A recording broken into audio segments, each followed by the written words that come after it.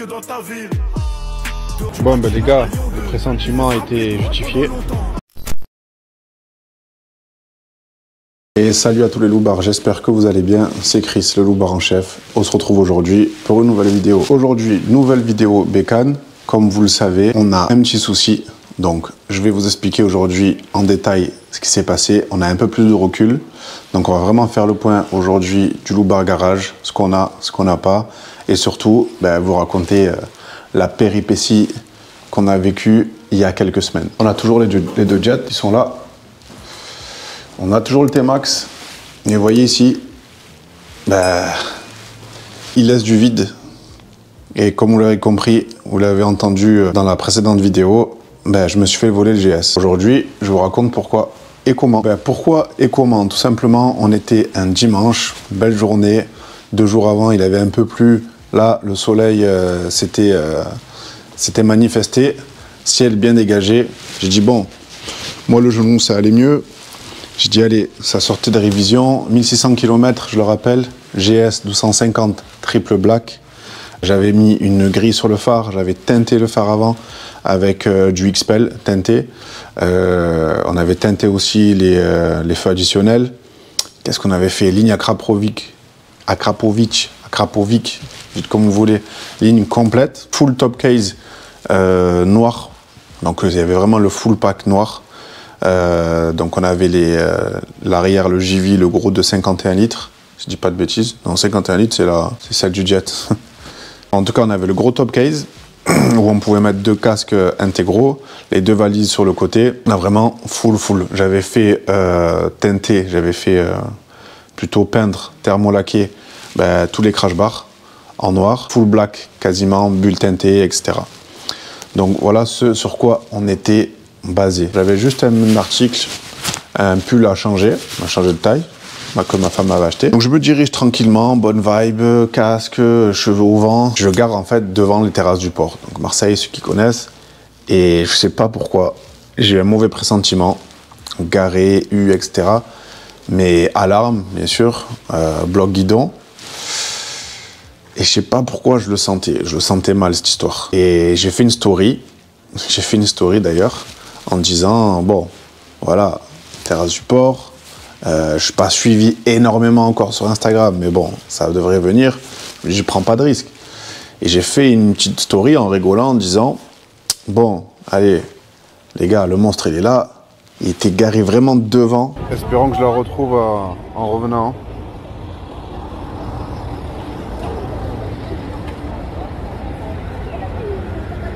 Donc vous avez l'entrée, vous avez le restaurant là, japonais. Restaurant japonais et le GS était garé là, sachant qu'il y avait toute une file indienne de motos, de scooters, etc. Je me suis dit, bon, ça va. Je vais au magasin, je vais chez Lacoste, je change le pull, etc. J'essaye et tout. Donc je descends et là, l'entrée était complètement vide parce que forcément c'était fin de journée, etc. Quasiment la fermeture. Et je vais à l'endroit où il y avait mon GS. Plus de GS. Bon les gars, le pressentiment a été justifié. On m'a reproché d'être resté un peu trop longtemps aux terrasses. Mais voilà, en direct live, c'est Marseille bébé, plus de GS. Voilà. On a fait les démarches, on a fait des causes. Maintenant on va voir si on arrive à rattraper les mecs. Donc bon, je reste tranquille, je pète pas un câble. Je me rapproche des gars de la sécu et je leur demande, je leur dis... Est-ce qu'éventuellement, il y a peut-être... parce que des fois, on psychote, mais des fois, c'est la fourrière, en fait, qui vous a levé la moto, ou la moto, c'est un peu plus rare, mais la voiture, souvent, si vous êtes vraiment mal garé, moi, ça m'arrive pas, mais bon, ça peut arriver, en tout cas. Je leur dis, ouais, est-ce que la fourrière, ça arrive que la fourrière passe et lève les motos, quoi? Il me dit, oui, ça arrive si vraiment vous êtes mal garé. Il me dit, vous êtes garé où? Je dis là. Ok. Le mec, il réfléchit 2 secondes, il me dit, ouais, mais bon, le problème, c'est que la fourrière, aujourd'hui, elle n'est pas passée de la journée. Il me dit, attendez et tout, je vais voir mes collègues, tout ça, au PC sécurité. Donc, ils font passer l'info, ils me demandent quelle moto, comment, quelle couleur, etc. Bon, déjà, quand j'ai dit GS, le mec, j'ai vu que sa tête, elle a changé. Déjà. C'était vraiment mauvais signe. Elle a changé. J'ai vu sur son visage, frérot, désolé, mais GS, Marseille, il y avait un flic qui était en civil, qui était en fait dans le magasin en fait, un jeune, je vais pas citer son nom, mais bon, je passe le salut. Et il me dit, c'était quoi comme moto? JGS, triple black, noir et tout. Il me dit, ok. On m'a dit, laisse tomber, c'est une bande qu'on connaît. Et en fait, ils font que ça. Il m'a dit, ils font que ça. Il m'a montré des vidéos, il m'a montré plein de trucs. Donc le mec, il est au courant. Hein. Donc il les a déjà chopés, ils ont déjà fait de la garde à vue, etc. Le souci, c'est qu'ils sont mineurs, ils ont entre 14 et 17 ans. Et il m'a dit, ça va trop vite. Il m'a dit, il était attaché. Je dis, il y avait le U. Il m'a dit, ouais, mais même. Il m'a dit, ça les arrête pas. Il appelle ses collègues, en fait, qui étaient en patrouille. Il leur dit, voilà, il y a une GS comme ça, triple black, etc. L'IMAT, fais gaffe et tout, si tu vois quelque chose. Et moi, il m'a dit, bah, file au commissariat, donc commissariat de Noailles. Donc, file au commissariat, porte plainte, enfin, déclare le volet. Comme ça, si on le retrouve, au moins, il sera déclaré volé. Et là, on pourra faire quelque chose. Parce qu'en gros, si on leur tombe dessus et que la moto n'est toujours pas déclarée volée, mais en gros, on n'a pas trop de motifs, quoi. Je dis, bon, ok. Mais bon, vous imaginez que le temps d'aller jusqu'à là-bas, le temps de déposer, d'être pris en charge et de déclarer le vol, voilà, ça a pris au moins 2 heures, quoi. Donc en gros, les mecs sont déjà loin. J'ai une pote, heureusement, qui habite à Marseille. Manon, je salue, vous avez déjà vu dans les vidéos sur les jets, etc. Elle vient à fond en T-Max, elle avait la rage. Et elle me dit, bon, ok, c'est bon, on y va et tout. Donc dépôt de plainte, etc. On sort de là-bas à je sais pas quelle heure. Et voilà, bon, l'histoire, entre guillemets, elle s'arrête là. C'est un vol classique. Moi, c'est la première fois que ça m'arrive. Mais bon, jusque-là, rien d'extraordinaire. Vous allez me dire, ouais, mais tu es un fou. GS, T-Max, il faut pas le laisser là, tel endroit, faut pas aller, faut se garer en dessous, faut attacher et tout. Bon, ok, allez, d'accord, je vais vous dire ok. Mais en tout cas, pour le moment, c'est un vol classique. La suite est beaucoup plus folle. Moi, je rentre chez moi, dégoûté, fait un peu chier, tout ça, mais bizarrement, j'étais pas étonné en fait. J'étais pas étonné, comme si je vous avais dit, j'étais préparé en fait à ça, bizarrement. Ça me fait vraiment chier, parce que bon, c'est la première fois que ça m'arrive, et puis un vol, ça fait toujours chier. Déjà, tu rentres, enfin, tu es à pied, quoi, plus ou moins. Même si je suis pas à pied, j'ai assez de véhicules, comme vous le savez. Mais en tout cas, ça fait chier. Et donc, en fait, le lendemain, un compte Instagram, un compte TikTok publie une vidéo où, ben, il y a mon GS. C'est plus d'humain que dans ta ville. C'est plus d'humain que dans ta ville. Dehors, c'est l'asile. Main j'ai pas mal au bide. J'arrive à faire allemand avec sa boule. Journée classique de bar sur le dé. Y'a beaucoup de bâtards que j'ai rencontrés qui voulaient juste rentrer dans mon bis. La fosse et les gradins complets. Cheveux rouges sous la cagoule complice. On produit la tournée, c'est nickel. On passe par le public comme à l'idée. Bon ben les gars, le pressentiment a été justifié. On m'a reproché d'être resté un peu trop longtemps aux terrasses.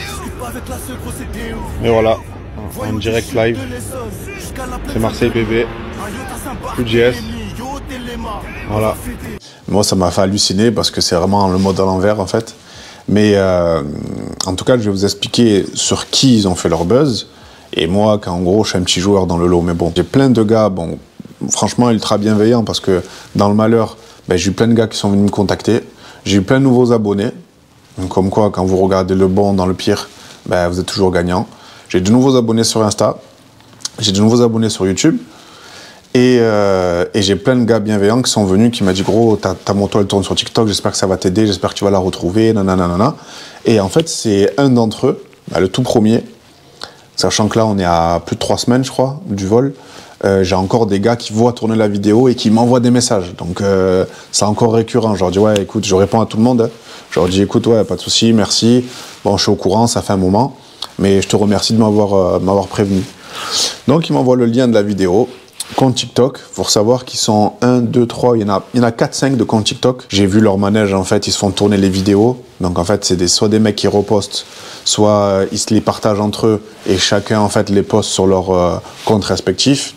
Mais en gros, c'est les mêmes motos, souvent, en fait, qui sont volées. Ça veut pas dire que ils volent pas assez ou qu'ils sont pas très actifs. Déjà, le peu qui sont le peu de motos qui sont déjà volées, c'est déjà une cata, ça fout déjà les boules. Donc ils ont filmé en fait le moment où ils étaient dessus, où ils poussaient la moto, et c'était exactement ce que le flic m'avait dit.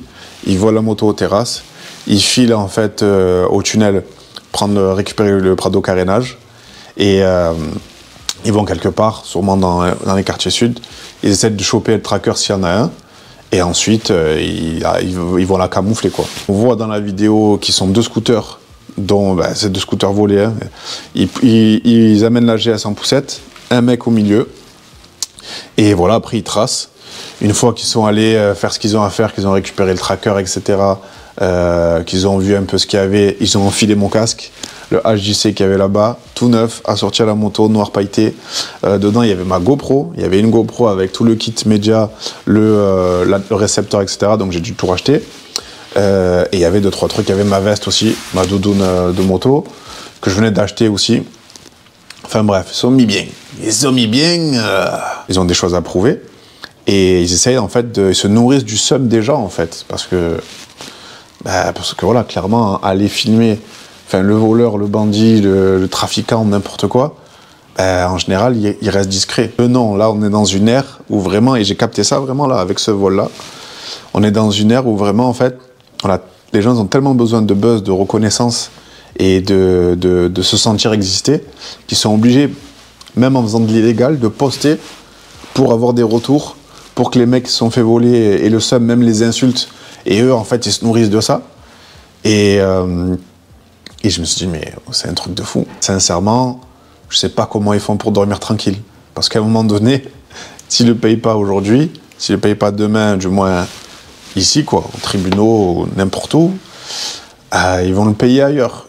Et là par contre, la note elle va être salée. On m'a volé la GS, ils ont fait des TikTok, je suis allé voir leur compte, j'ai regardé un petit peu tout ce qui se faisait, j'ai commenté parce qu'il y a un gars qui a commenté en gros, bon je vous épargne tous les commentaires, ouais gros, c'est où que tu te procures le boîtier pour démarrer, comment tu fais pour ceci, comment tu fais pour cela. Le mec en plus il répond, au KLM, en toute tranquillité, serein, ouais t'inquiète, je vais à Casto, disque sans fil, voilà quoi, et puis en avant. Ok, ouais, et il y en a qui disent ah ouais, le tracker, on le sait, les T-Max, elle avant gauche, ceci, genre, ils se donnent des tips entre eux en fait. Hallucinant. Je mets un autre commentaire sur une autre vidéo, rien à voir, parce qu'il me provoquait en fait. Il essayait de faire en sorte que je m'énerve, que je pète un câble, et il met genre, tu la reconnais, la moto, sur la vidéo, dans les commentaires de la vidéo. Et pareil, j'ai répondu à un autre truc, je sais plus ce que c'était. Et en fait, le commentaire s'affiche pas. Du coup, je vais lui envoyer un message en direct, me disant, il va pas me répondre. Mais en lui disant, pour de bon, tu supprimes mes commentaires. Genre, mais c'est un truc de fou. Le mec, il est en train de voler des motos, il est en train de mettre une page TikTok, et en plus de ça, il veut qu'il y ait personne qui aille à son encontre dans les commentaires. Il faut que sa page elle soit lisse et tout. Un truc de fou. Et il me répond. Et de là, en fait, on échange. Et moi, je rentre pas du tout dans son jeu. Je laisse partir dans son délire. Il essaie de monter le seum, etc. Et le mec, vraiment, limite, en fait, pour vous résumer, hein, les mecs, ils se prennent pour des Robin des Bois. Alors que c'est vraiment le fond du fond, hein, vraiment le fond du panier. Mais eux, dans leur tête, ils se prennent pour Robin des Bois. Pourquoi? Parce qu'ils se disent, ouais, de toute façon, ils sont assurés, ils vont se faire rembourser. D'ailleurs, ce qu'il m'a dit, ouais, t'inquiète pas. Genre, limite, elle avait même pas la rage contre moi. Genre, il était, limite, je lui étais sympathique. Et il m'a dit, ouais, t'inquiète pas, gros, force et tout. Force, tu vas te faire rembourser. En fait, ce qui se passe, c'est que dans la conversation, il m'explique, il se vante, en fait, il se targue d'avoir fait la même chose à Red9. Et c'est là où ça devient intéressant. Et il me dit, ouais, il a fait la même chose que toi, et maintenant il est à pied et tout. Et le mec, il était vénère, tu vois, comme s'il avait une revanche à prendre. Et je dis, putain, bon, moi, Red9, je le connaissais pas, en fait. Je le connaissais pas. Après, je suis parti voir sur les réseaux. J'ai vu que c'était un youtubeur, influenceur moto, 2 roues, etc., qui gérait bien. Et je dis, bon, peut-être j'ai un scoop. Moi, j'étais pas du tout au courant, en fait. Peut-être j'ai un scoop, je vais lui envoyer un message. Parce que si ça peut l'aider, comme moi, j'ai été lésé, peut-être ça peut l'aider pour retrouver sa moto, quoi. J'envoie un mail, parce que je me dis message privé, etc. Il doit avoir tellement plein de messages privés, il ne va même pas le voir passer. Donc j'envoie un mail à la vraie, à la daron, quoi. J'envoie un mail et tout, et il me répond. Il me dit, ouais, bon, en gros, c'est des minots et tout. Bon, lui, apparemment, ça datait de l'été dernier. Et le mec, il l'a harcelé, en fait, limite sur les réseaux, parce qu'il s'est fait son buzz sur son compte à lui, en fait. Et donc, on a échangé avec Red Knight. Bon, je vous dirai pas, parce qu'il y a des surprises qui vont arriver. Comme je vous disais, quand vous savez toujours récupérer, ou du moins tirer le bon du mauvais, vous êtes toujours gagnant. Derrière, la plupart des gens, ben, ils vont pas plus loin. Pourquoi? Parce que quand tu as une GS à ce prix-là, ben, tu es assuré tout risque. Donc, voilà, moi, j'ai une famille, j'ai des enfants, il y a des employés, des entreprises. Donc, en gros, qu'est-ce que je vais me faire mal à la tête à aller dans un quartier? En gros, j'ai plus 20 ans. Et le truc, c'est que, justement, en volant ce genre de moto, ils se mettent à l'abri, entre guillemets. Pourquoi? Parce qu'ils sont mineurs, ils craignent rien des flics. Ils font de la garde à vue à la limite, allez, 72 heures. Ils sortent, ils continuent en fait à voler. Ils se font des sous rapides. Ils sont contents, ils volent des motos. En plus, ils se font du buzz sur TikTok, ils sont contents. Et derrière, en fait, les gars vont pas aller se venger. Vont pas aller venir récupérer les motos. Vont pas descendre dans les quartiers. Pourquoi? Parce qu'en fait, ils ont pas envie de se faire mal à la tête. Ils ont pas envie qu'il y ait une escalade de violence. Ils ont pas envie d'en choper un, parce que malheureusement, c'est des jeunes. Tu en chopes un, si tu le tapes mal, ça peut partir en vrille. Et là, tu vas repartir mal, mon copain. Il y a des collègues à lui qui peuvent venir, tu peux te prendre des coups de couteau. Ils peuvent tomber à 10 dessus. Ou toi, tu peux le frapper d'une manière où il va peut-être mal retomber. Il va peut-être tomber dans le coma ou même pire. Et en gros, ça va te retomber dessus. Et si c'est pas le cas, tu vas mettre des roustes. Les mecs, ils vont revenir derrière, ça va plus s'arrêter en fait. Donc, comme les gens sont plus intelligents qu'eux, bah, ils laissent couler. Ils déclarent le vol à l'assurance. Ils sont remboursés. Et voilà, et ils passent à autre chose. Ah oui, le plus beau dans tout ça, c'est que j'avais pas mal de pièces qui étaient en attente. Donc, vous voyez, quelques jours après m'être fait voler, ben, j'ai reçu, voilà les pièces. J'ai commandé le petit phare là miroité comme ça, avec ce style là. Donc de toute façon c'est connu ça. Mais je voulais un peu changer de style. Des crash bars de protège-main. Sont pas mal. Extension de protège-main. Et après plein de petits trucs. Ça c'était un support protège carter d'huile, je crois, un truc comme ça. Ça c'est pour les clignots arrière. On a les mêmes pour les clignots avant, si je dis pas de bêtises. On avait les bouchons de cadre. Vous avez vu où il y a pas mal de trous là sur le cadre du GS. Mais il y avait les bouchons. Il y avait même un petit support qui se fixait où là on pouvait mettre le support GoPro. Estampillé GS. Enfin, on avait là les protèges, les grilles comme j'avais sur le phare, mais pour les feux additionnels. Voilà, on avait vraiment pas mal de trucs, c'était assez sympa. Il y a tout qui se retrouvera sur le bon coin. Donc là les amis, on se retrouve dans le bureau. On va faire une petite recherche, je vais vous montrer un petit peu, on va faire un jeu. Et on va voir ensemble qu'est-ce que je pourrais acheter pour remplacer la GS. Et en même temps, on va faire un petit jeu, cramer, pas cramer. Donc, là, je vais taper trail dans le véhicule. Hop, R250 GS. Voilà, bon, dans cette config, je trouve pas que c'est la meilleure. Mais en tout cas, bon, comme on le disait, on démarre de là. Vraiment la Rolls des motos. La plus vendue et donc la plus volée. Et ça, à votre avis, c'est quoi? Pas de surprise. Cramé. Tiens, j'ai ça, je m'étais pas penché dessus. Triumph Tiger 1200. Rallye Pro, pas très cher pour une 2023. Alors, j'ai jamais essayé. Voilà, le bec en canard devant, un peu comme la GS. Dites-moi ce que vous en pensez. J'ai pas d'avis là-dessus. Mais cramé, pas cramé, on va lui laisser le bénéfice du doute. J'avais pas ce pot-là, moi, mais c'était quasiment... c'est la ligne Acra, mais c'était pas ce silencieux-là. Triple black, c'est le même, c'est ce qu'ils cherchent, hein, les mecs, ils cherchent que ça. Donc ça, on va le redire. Pareil, bulle. Ouais, il y avait tout, hein, ça ressemblait pas mal à celle-ci, sauf que celle-là, c'est pas une aventure.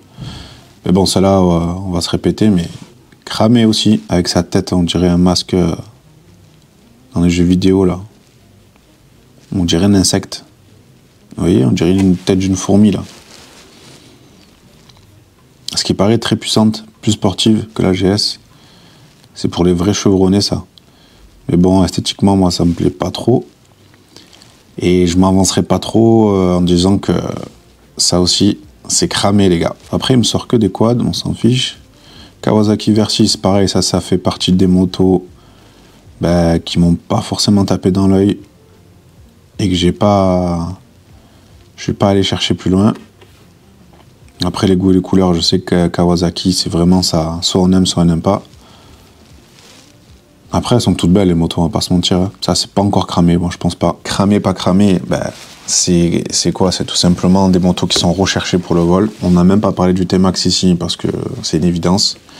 Mais en tout cas, je suis en pleine recherche pour remplacer le GS. Forcément, à un moment donné, j'ai pas envie de leur donner raison, c'est clair. Mais par contre, je vais pas donner le bâton pour me faire frapper non plus. Donc GS, même le 1300, qui est plus petit, mais moi il m'intéressait moins, je préférais le 1250. Je vais pas partir dessus. Je vais laisser ça à des gens qui ne vont pas en ville, qui n'ont pas besoin d'aller en ville. Les gars, c'est terminé, fin de vidéo. J'espère que ça vous aura plu, que vous en savez un peu plus sur ce qui s'est passé sur la GS. Aujourd'hui, on se contente du T-Max. Mais vous inquiétez pas, faites-moi confiance. Bientôt une nouvelle surprise qui arrive très rapidement. Laissez un commentaire, le like et l'abonnement qui fait plaisir. Partagez autour de vous. Restez branchés et à la prochaine.